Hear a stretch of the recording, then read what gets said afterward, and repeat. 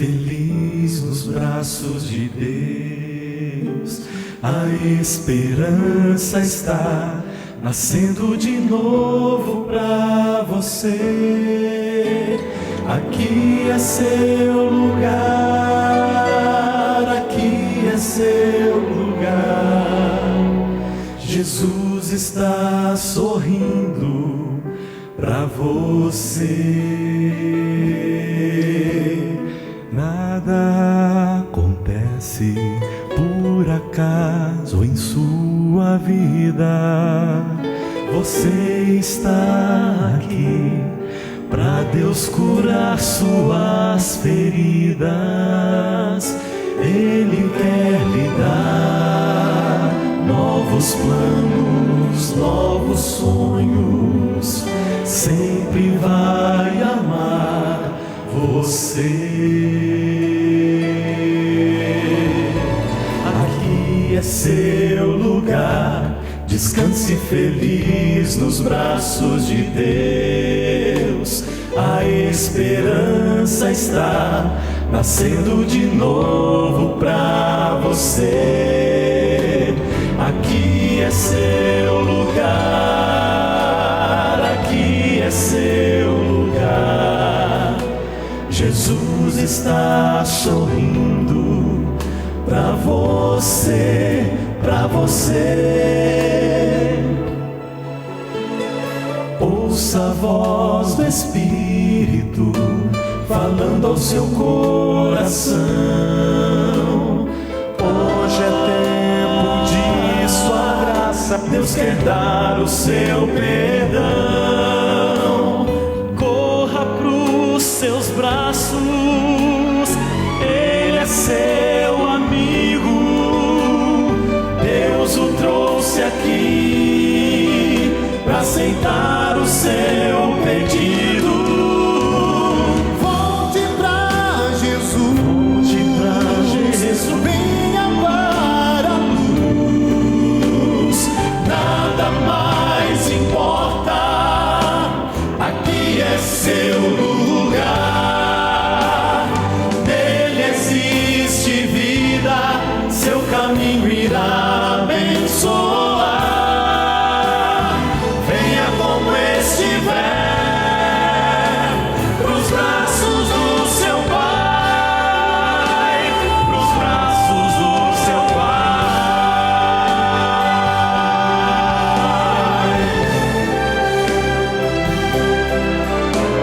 A esperança está nascendo de novo pra você.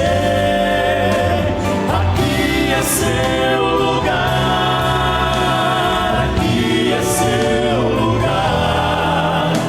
Jesus está chamando por você. Seus braços vão com amor o receber. Aqui é seu lugar, é seu lugar. Aqui é seu lugar, é seu lugar. Aqui é seu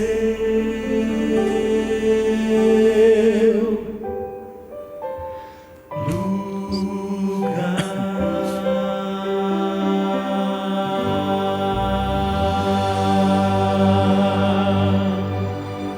Deus amado, misericordioso, ó Senhor, louvamos o Teu nome e exaltamos nesse lugar. Rogamos, Senhor, a Tua presença, além desse lugar, também dentro do nosso coração e da nossa alma.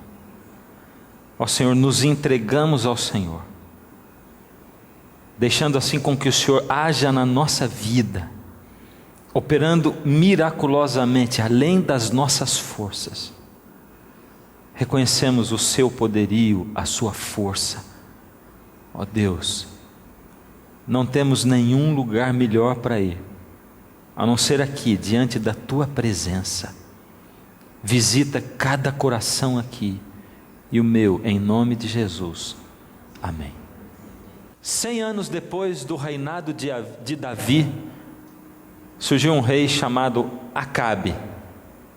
Parece até coincidência, mas ele acabou com Israel. Acabou.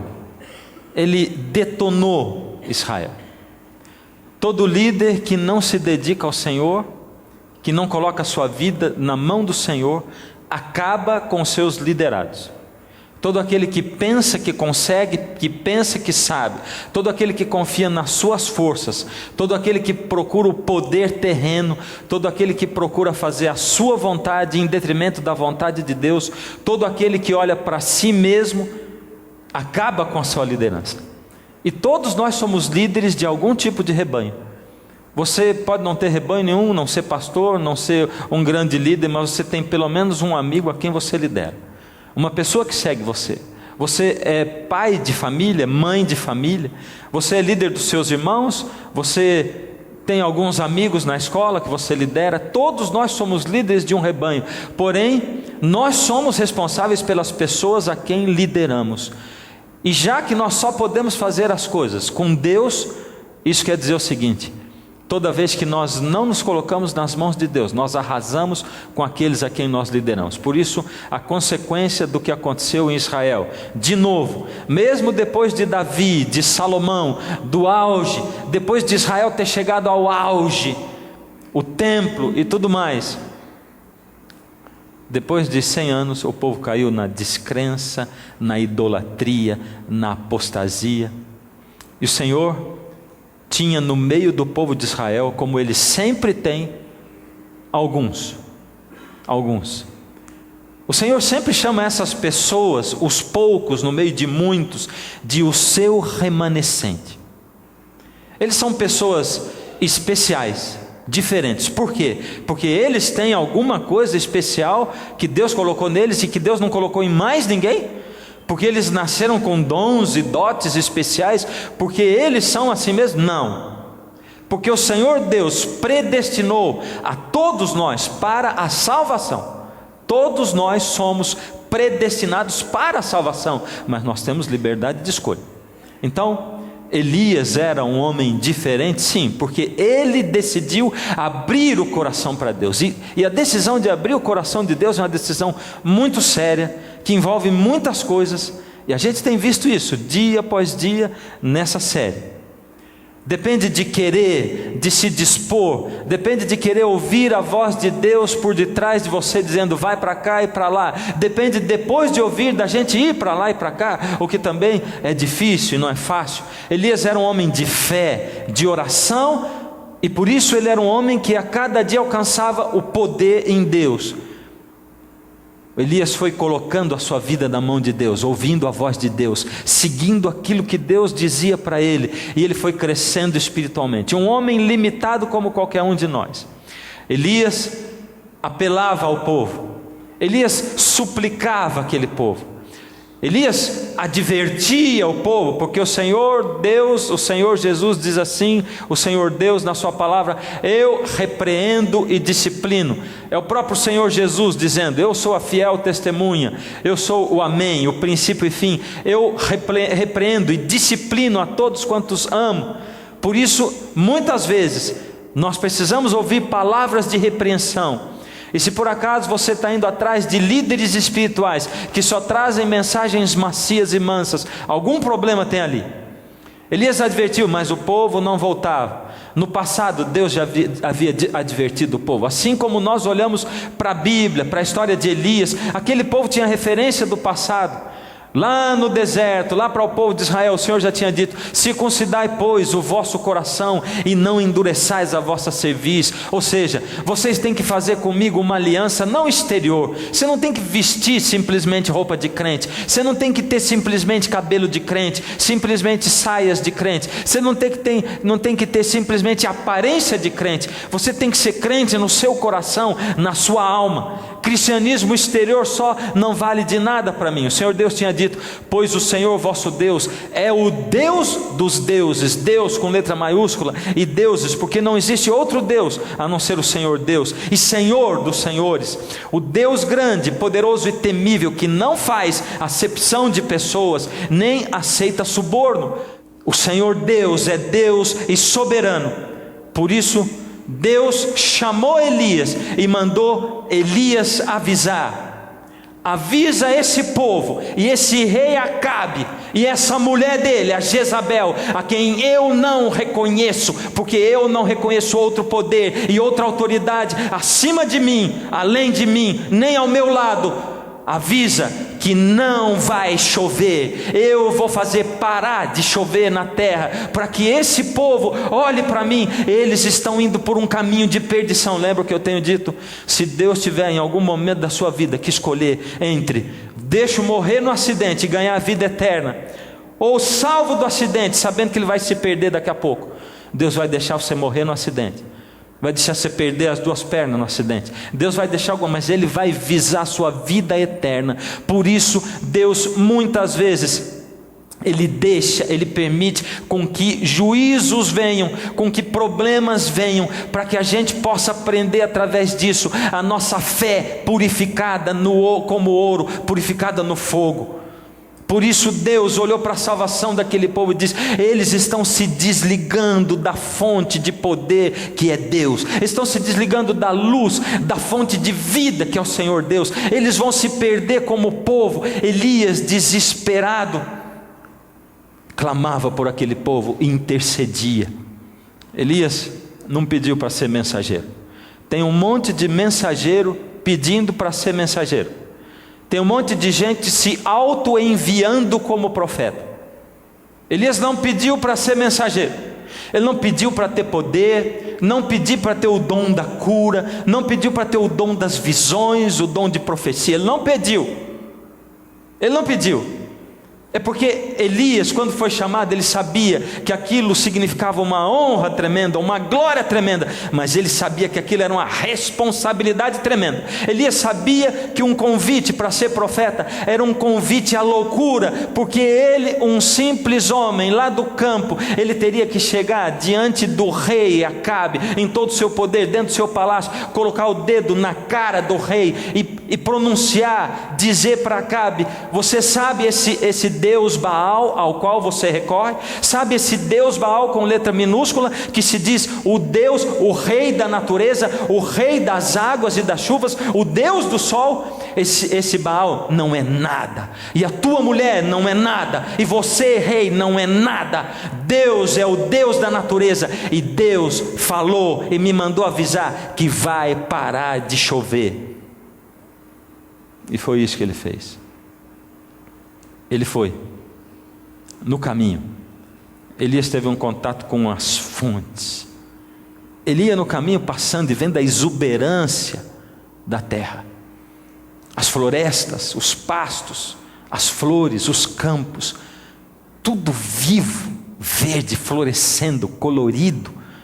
E quanto mais Elias caminhava para ir dar o recado que Deus tinha dito, ele poderia ter desistido, porque tudo indicava para Elias que não ia parar de chover coisa nenhuma, porque estava tudo perfeito, tudo normal. Os juízos de Deus, eles são sempre assim. Deus avisa ao seu povo antes que aconteça. Quando Deus diz assim: cuidado, é época de juízo, vai vir um dilúvio, nunca choveu antes.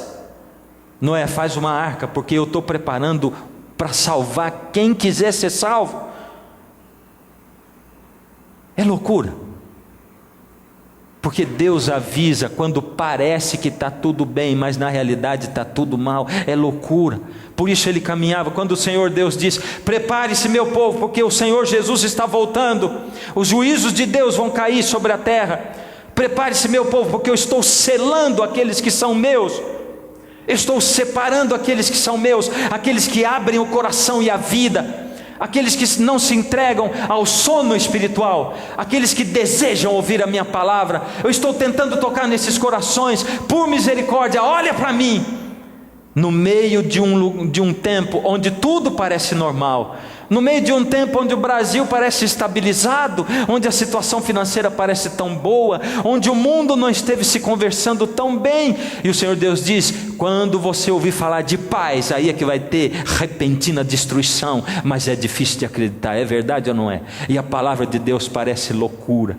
Elias chegou no palácio, não sei como, mas eu sei como. Foi através do poder de Deus. Ele foi passando pelas sentinelas, ninguém notou nada. Ele passou por guardas e mais guardas. Ele entrou dentro do palácio, ele foi dentro da sala do trono real. Ele chegou, e quando ele chegou, Elias, o João ninguém, Acabe levou um susto.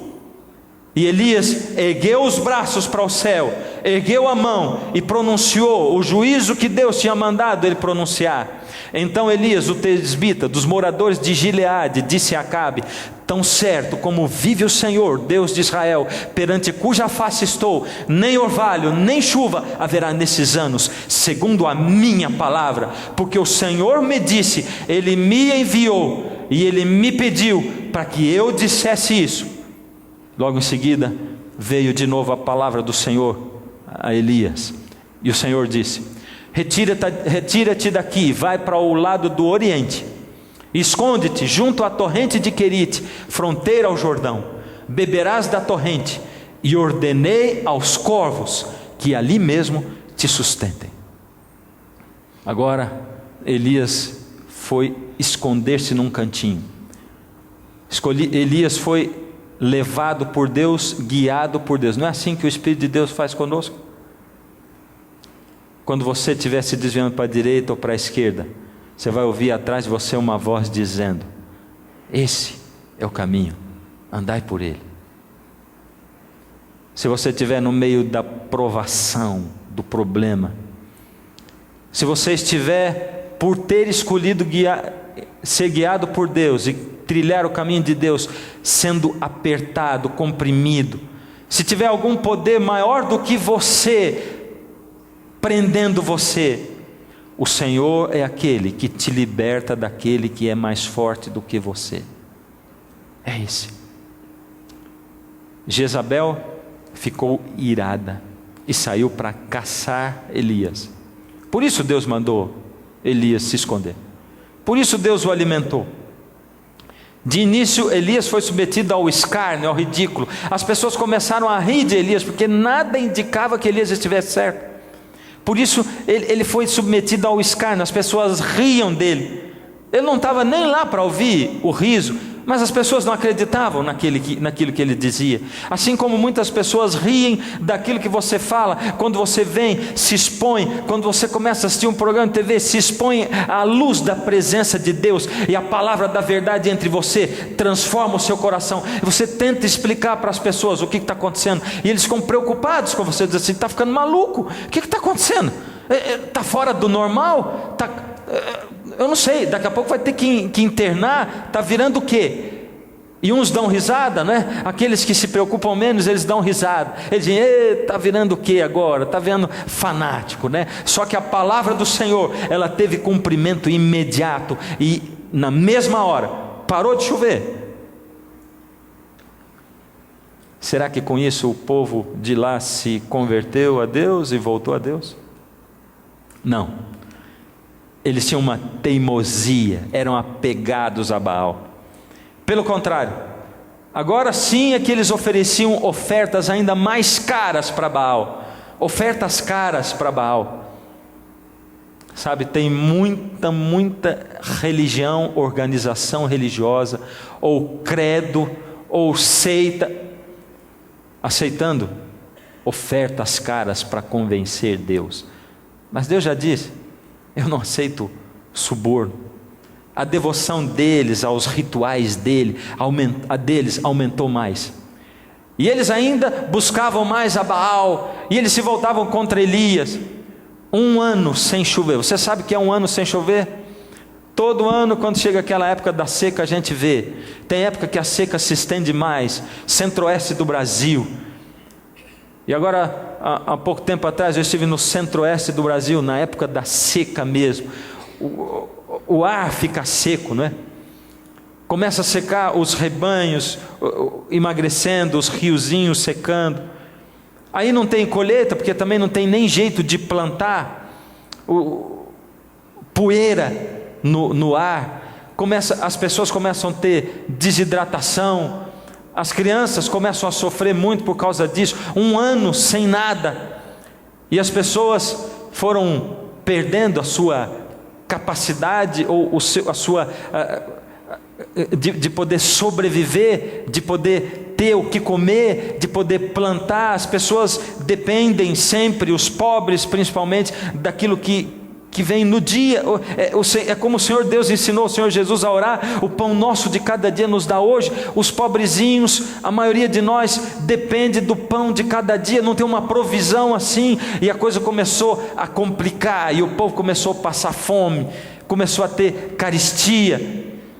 Jezabel ainda assim negava mais a Deus, e ela colocou todo mundo para culpar Elias. O rei Acabe mandou agora mensageiros de nação em nação, pedindo para os reis das outras nações se comprometerem com ele, perguntando: Elias está por aí na sua nação? Olha, se comprometam comigo. E eles foram tentando alianças com outros países, caçando Elias, culpando Elias, colocaram a cabeça de Elias a prêmio.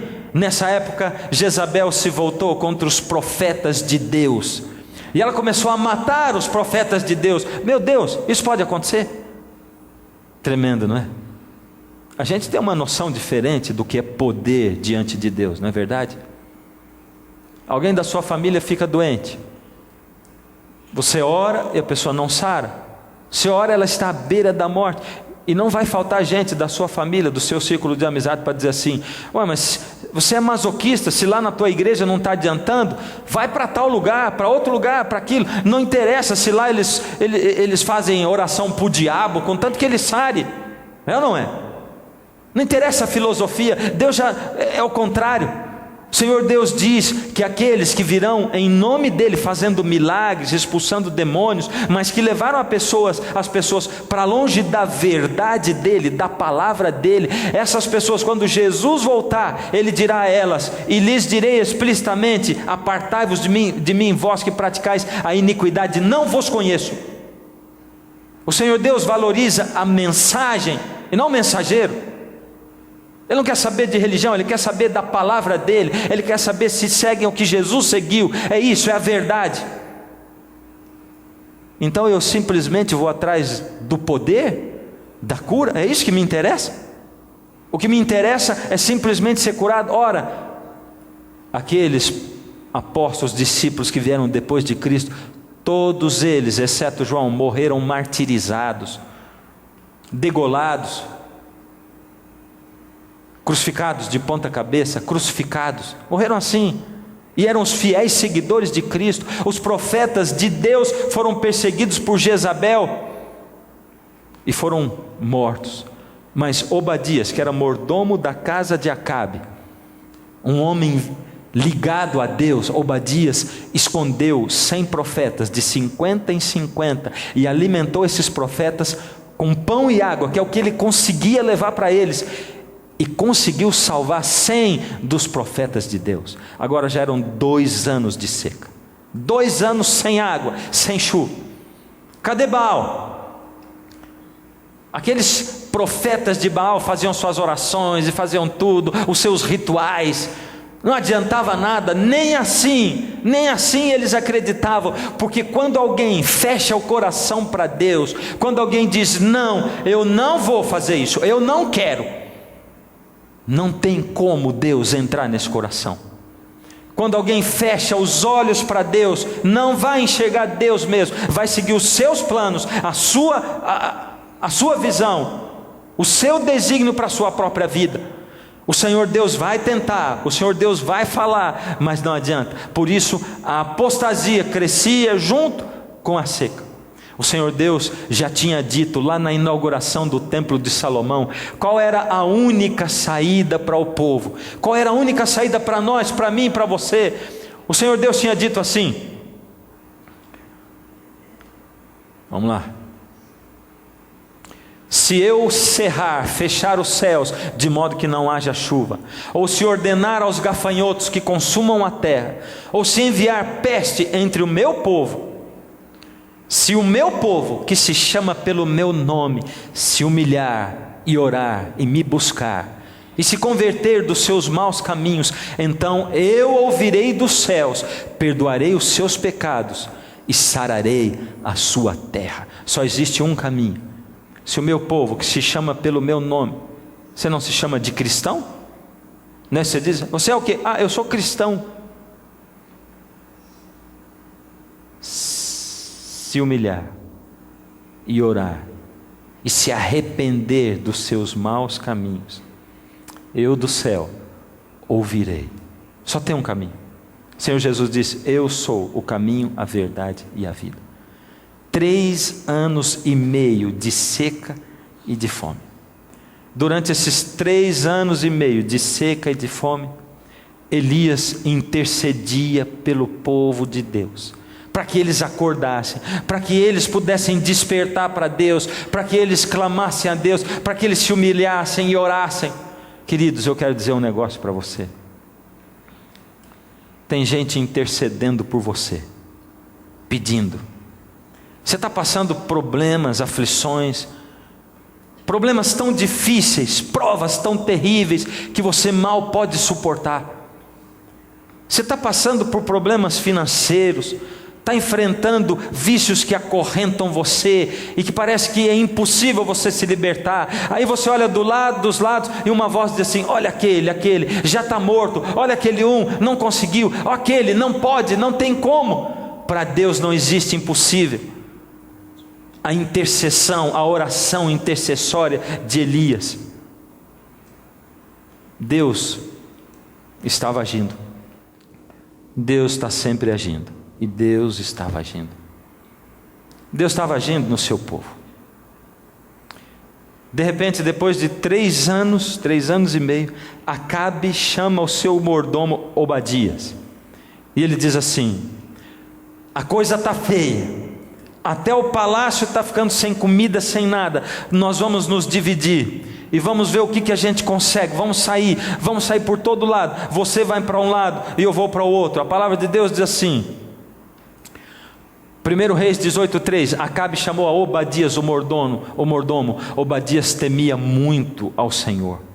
Disse Acabe a Obadias, vai pela terra a todas as fontes de água e a todos os vales, pode ser que achemos erva, para que salvemos a vida aos cavalos e mulos e não percamos todos os animais. A coisa estava terrível. Acabe continuou a dizer, repartiram entre si a terra para a percorrerem. Acabe foi à parte por um caminho e Obadias foi sozinho por outro. Está em 1 Reis 18:6. Os dois se dividiram para ver o que eles conseguiriam, o que eles conseguiriam encontrar, alguma coisa, uma erva, sabe, um matinho, alguma coisa para alimentar, para a gente não perder os animais, porque só tinha agora um restinho de comida no palácio. Imagina como é que estava a situação do povo, 3 anos e meio sem chuva.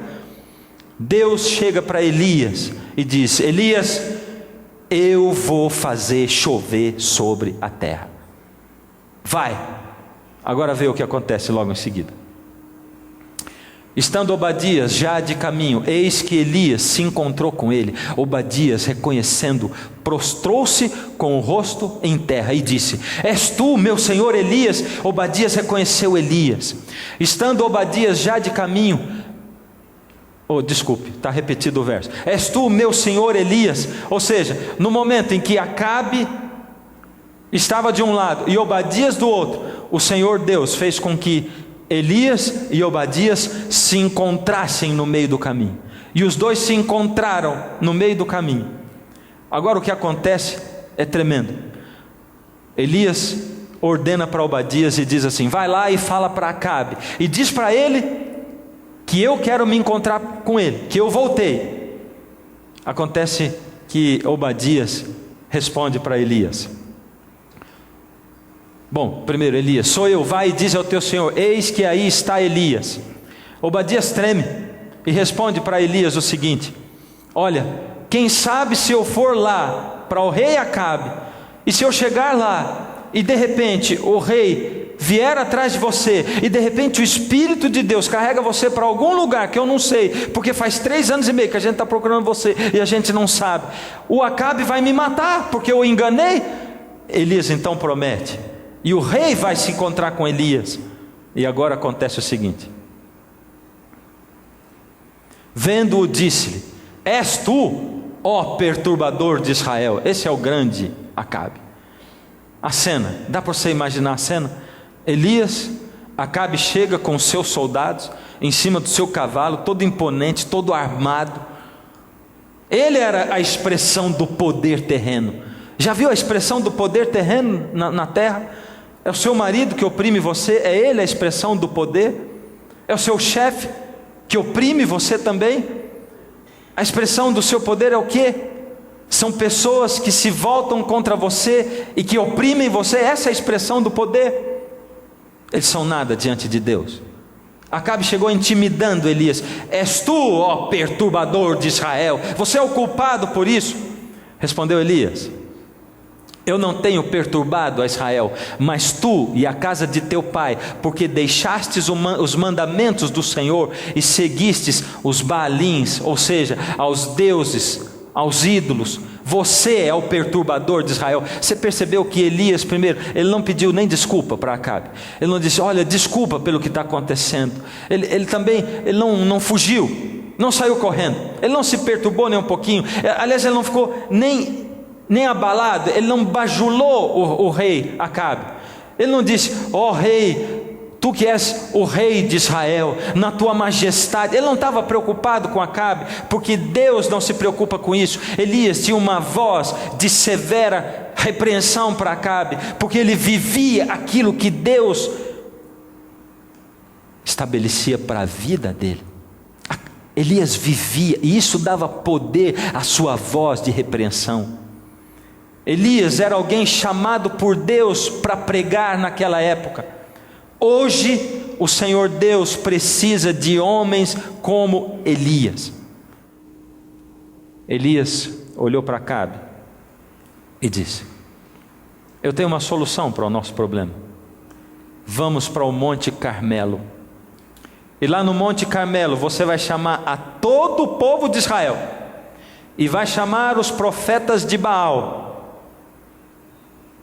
Eram 450, com mais 400 do poste ídolo, 850. E de um lado eles vão colocar o altar deles, e do outro lado eu vou colocar o altar ao Deus verdadeiro.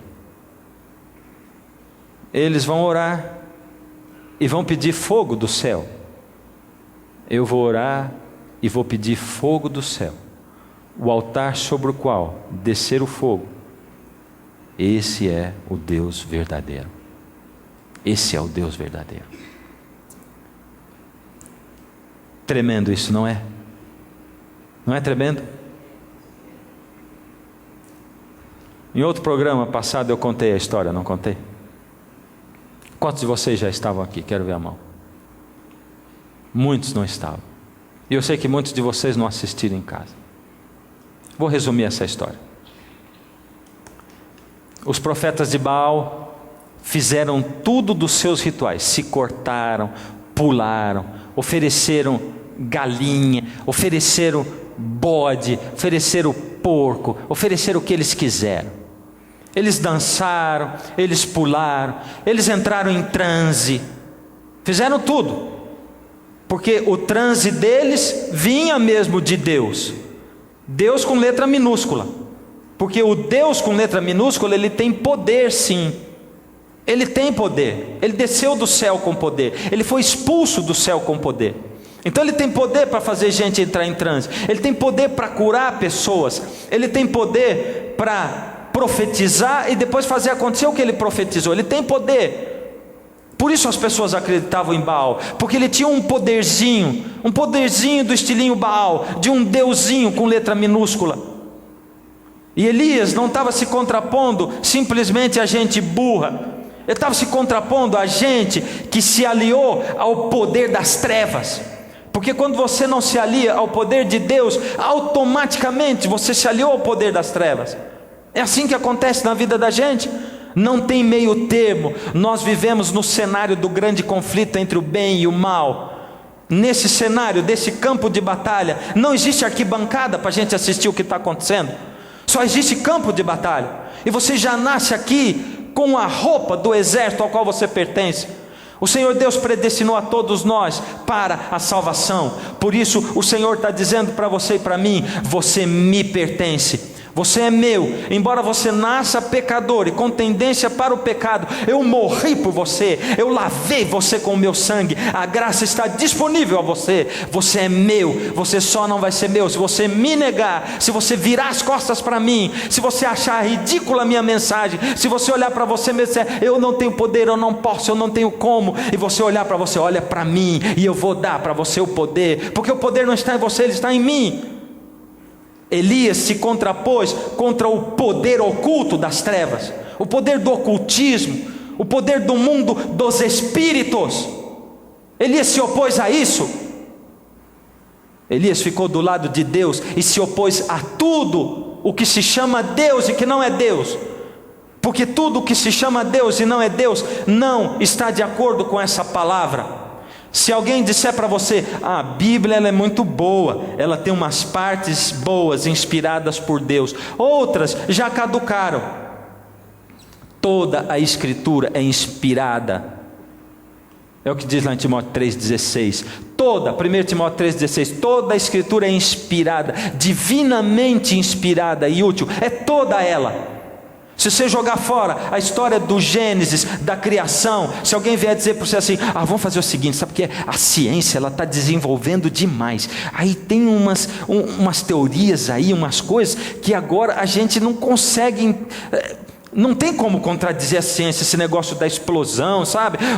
Todo mundo, você abre a revista, diz que o homem veio da evolução. Você abre um livro, o homem veio da evolução. Eles estudam psicologia à luz da evolução. Sabe por que o homem trai? É porque a maioria dos animais traem mesmo. A única diferença é que os animais são irracionais, não é verdade? E o homem é racional. O animal não tem poder de escolha, mas o homem tem. Mas os animais todos traem, a natureza toda é assim. O homem também trai, é assim mesmo. Você tem que compreender, vamos fazer o quê? Não é verdade? É desse jeito mesmo.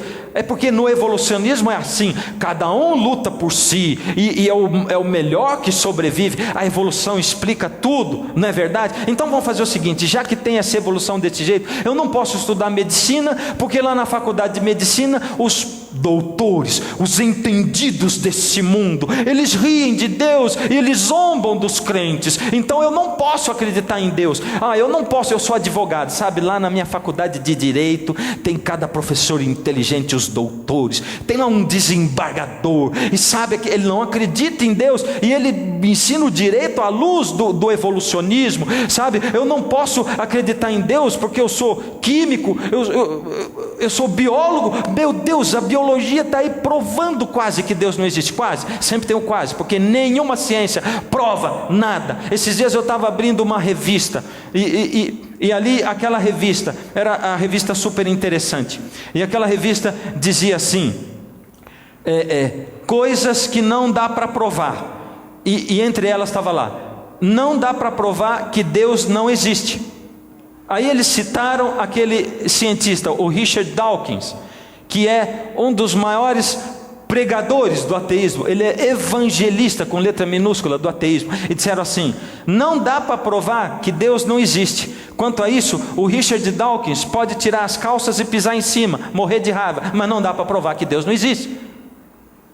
Até eles têm que reconhecer que não dá para provar que Deus não existe. E eles deviam ter colocado lá também: não dá para provar cientificamente o evolucionismo, porque não dá para provar. Mas aí eu pego e digo assim: não, eu estudei muito. Não, e vem religiões inteiras, denominações que hoje estão dizendo assim: vamos fazer assim, olha, vamos fazer de conta então que o Gênesis é uma historinha assim, ele é representativo, né? Religiões inteiras, até mesmo a Igreja Católica está assumindo o darwinismo e está jogando o Gênesis fora e está dizendo assim: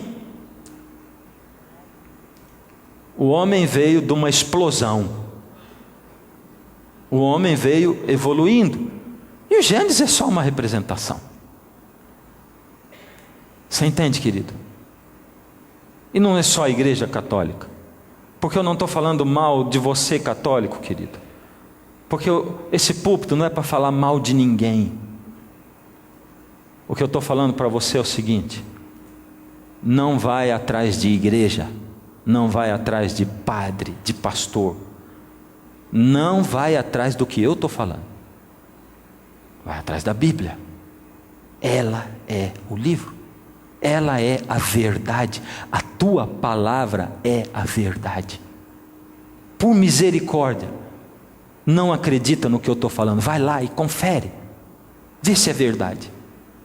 Elias se contrapôs ao poder das trevas, porque tudo aquilo que prega e que escolhe partes da Bíblia, se existe alguma coisa que tem que explicar a Bíblia, o Evangelho segundo Allan Kardec. Por que o Allan Kardec tem que explicar o Evangelho, se o Evangelho já está ali, explicado ele todo? Não tem que explicar o Evangelho coisa nenhuma. Por que essa ou aquela religião, para ensinar a Bíblia para você, tem que pegar e ter uma outra Bíblia diferente? É para dizer para você o quê? Que Deus iluminou um ser humano especial. E aí vem alguns dizendo assim: mas a igreja adventista tem aquela tal da Ellen White. Eu vou dizer para você, Ellen White, ela não tem nada a ver com Bíblia. Bíblia é a Bíblia, ela é a luz, ela é a grande luz. Se eu não for capaz de acreditar na Bíblia e só nela, e pregar para você só pela Bíblia, então a minha religião não presta também. O que Ellen White escreveu foram conselhos maravilhosos, e que agregam coisas maravilhosas à Bíblia, sim, ao que Deus disse. Ela foi sim uma grande educadora, foi uma grande mulher, tudo bem, maravilhoso, mas a Bíblia é a palavra de Deus. Não tem Ellen White, não tem Joseph Smith, não tem nada. Você está entendendo o que eu estou te falando? Tudo aquilo que se contrapõe à palavra de Deus, ou que diz alguma coisa contra, e se a Ellen White falou alguma coisa que está contra a palavra de Deus, não serve mais. Você está entendendo? O que serve é a palavra de Deus. Nós temos que nos guiar pela palavra de Deus unicamente. E eu não estou interessado se você está se guiando pela sua religião, porque na sua religião aparece ali um espírito não sei das quantas, se ali tem um médium muito poderoso que ele faz operações espirituais. Eu não estou interessado nisso. Deus olha e dá risada, ele diz: eu não reconheço deuses com letra minúscula, eu não reconheço nada que não esteja de acordo com a minha palavra 100%, ipsis literis. Quer você veja alguém que já morreu e que apareça na tua frente, o teu pai, e diga: oh filho, o que esse pastor está pregando é mentira, porque eu estou aqui no céu, no bem bom. Sabe o que acontece? Eu quero que você siga a religião tal. Vai ver se o teu pai está falando igual a Bíblia, porque se o teu pai não está falando igual a Bíblia, saiba que o inimigo tem poder para vir nessa terra, se personificando na pessoa do teu pai, falar com a voz dele e tentar convencer você. Por isso não existe outra maneira de nos guiarmos diante de Deus, a não ser pela palavra de Deus, a Bíblia, o livro do Senhor. Não tem outro jeito. Se Satanás tem todo esse poder para enganar, só a palavra de Deus, só ela, por misericórdia. Elias se contrapôs a tudo isso, e o Senhor Deus deixou os profetas de Baal fazendo todos os seus rituais de magia, de dança, de estrebuchamento. Não adiantou nada o que os profetas de Baal fizeram. Elias, uma oração curta, pequena, em voz baixa: Senhor, para que eles saibam quem é o Deus de Israel. E o Senhor Deus fez descer fogo do céu que consumiu tudo. Uau! Estava provado quem era o Deus verdadeiro. Faz prova de Deus na sua vida. Não viva fazendo prova de Deus. Hoje eu vou propor para você fazer prova de Deus e do poder de Deus. Deus quer ser o Senhor da sua vida. E se Ele não for o primeiro da sua vida, não vai adiantar. Se Ele não for aquele que primeiro que toma o lugar no seu coração e na sua alma, não vai adiantar nada. Esquece tudo mais. Deus quer ser o primeiro na sua casa, no seu negócio. Ele quer ser o primeiro no seu coração, na sua alma. Faz prova de Deus agora. Prova. Você diga assim: Senhor, eu estou aqui assistindo a esse culto. Esse pastor está falando um tanto de coisa que para mim parece loucura. Eu estou aqui, minha cabeça parece que vai explodir, meu coração está bombando. Eu estou questionando um monte de coisas nas quais eu criei a minha vida inteira. Eu estou questionando um monte de coisas que fala de ciência e de tudo mais. Que loucura é essa? Porque ele está falando loucura, mas apesar de ele falar loucura, o meu coração estremece. O que está acontecendo? É o Senhor mesmo ou é outro espírito tocando em mim? Não sei mais. A quem nós vamos seguir? A Deus ou a Baal? Simplesmente faz prova de Deus e diga: Senhor, não me deixa ser enganado. Se o Senhor me mostrar o caminho, eu vou colocar a minha vida na sua mão, mas o Senhor me mostra o caminho. Entrega o teu caminho ao Senhor, confia nele, e Ele vai reorganizar todo o resto da sua vida. Mas esteja disposto a trilhar o caminho que Deus vai mostrar, e Ele vai mostrar através de pessoas. Ele pode mostrar sim através de sonhos. Já vi muita gente vir para Deus através de sonho. Ele pode mostrar por visão, Ele pode mostrar por palavra profética, Ele pode mostrar, mas tudo tem que estar de acordo com a palavra viva do Senhor Deus, que é a Bíblia, a Santa Bíblia. Tem que estar de acordo com isso. A lei e ao testemunho. Se esses que pregam não falarem de acordo com isso, eles não verão a alva, não vão se salvar. Pode ser quem for, não vai se salvar. Nem eu, nem ninguém. Quer fazer prova de Deus na sua vida hoje? Tem dúvida no seu coração? Tem dúvida? Ou você simplesmente se fechou e está magoado comigo porque eu falei alguma coisa que feriu você? Eu vou dizer para você, eu não falei nada essa noite que o Senhor Deus não tenha colocado no meu coração e na minha alma para falar. Segunda coisa, eu não falei nada que esteja contrário a essa palavra, e eu desafio você a conferir aqui tudo aquilo que foi dito. Nada. Essa é a luz. Ele quer ser o primeiro na sua vida. Tem dúvida? Desafia a Deus agora. E é para isso que eu vou chamar os arautos do rei agora. Se Jesus não for o primeiro na sua vida, então você vai dizer: Senhor, eu quero que o Senhor seja o primeiro para mim. Eu vou entregar minha vida ao Senhor. O Senhor vai me mostrar o caminho e vai me dar forças para eu seguir, porque eu não tenho forças para seguir. Faz isso. Você vai se levantar no lugar onde você está. Levanta aí. E Deus vai agir em você. Estou esperando você levantar. Deus está esperando você se levantar diante dele, dizer: Senhor, age na minha vida, não me deixa ter dúvida, mostra o caminho e me dá força, Senhor, porque eu sei que eu não tenho força para seguir o caminho. Mas levanta só você que quer mesmo seguir esse caminho, por misericórdia. Levanta aí na sua casa. Não fica sentadão aí não. Levanta você também. Não interessa quem está sentado aí, levanta. Esse é o dia. Chegou o momento. Os arautos vão cantar. Enquanto isso, ora para Deus, para que se cumpra na sua vida aquilo que eles vão cantar. Que Jesus seja o primeiro e o único. No trono do viver só existe lugar para lugar de quem governa todo o ser. No trono do viver só pode haver Senhor. Se forem dois, um será amado e outro rejeitado.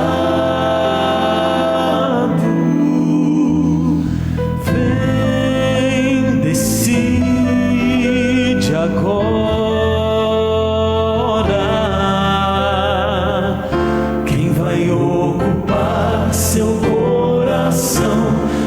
Mas lembre, se ele não for o primeiro em seu coração,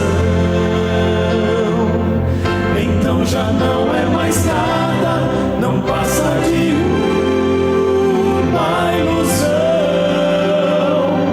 Mas se ele for o primeiro, o seu companheiro, motivo do céu existir, você vai viver, você vai sorrir, você vai vencer.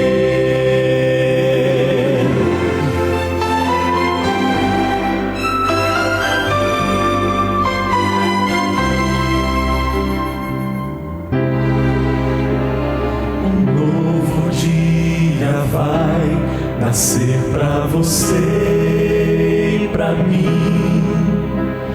Depende de aceitar Jesus no viver.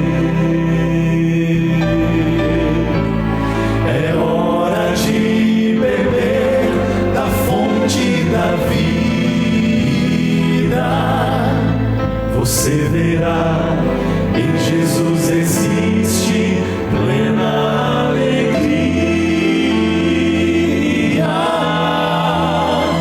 Vem, decide agora quem vai ocupar seu coração. Mas lembre, se ele não for o primeiro em seu coração, então já não é mais nada, não passa de uma ilusão. Mas se ele for o primeiro, o seu companheiro, motivo do céu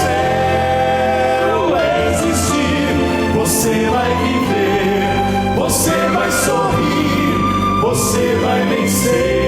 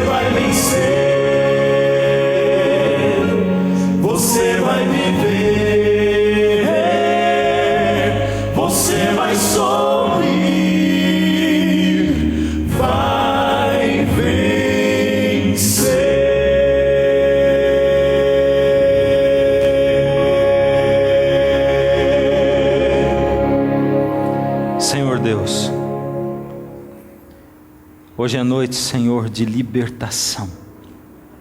Queremos nos libertar, Senhor, de dogmas.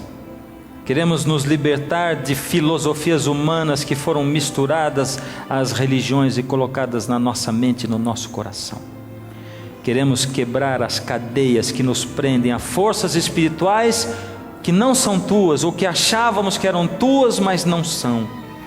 Queremos nos libertar, Senhor, dos deuses desse mundo, dos que se dizem deuses do mar e deuses disso e deuses daquilo. Queremos nos libertar, Senhor, dos vícios que nos aprisionam, porque foram criados pelo inimigo teu, Senhor, mas tu tens poder para nos libertar. Ó Senhor, visita nesse momento a nossa alma, a nossa vida. Ó Senhor, visita a nossa impotência, visita aquilo que gostaríamos de ser, mas somos incapazes de ser. Ó Senhor, através do poder do Teu Espírito, enche o coração daqueles que clamam ao Senhor, que clamam de coração, de alma, e que desejam mais que tudo que o Senhor se manifeste. Ó Senhor, seja o primeiro no nosso coração. Dá-nos força, Senhor, para vivermos. Dá-nos forças para resistirmos. Toma nossa vida nas Tuas mãos, Senhor. Toma os Teus servos, o Teu remanescente no meio desse mundo inundado pela escuridão. Faz-nos luz, mesmo, Senhor, que isso cause divisão.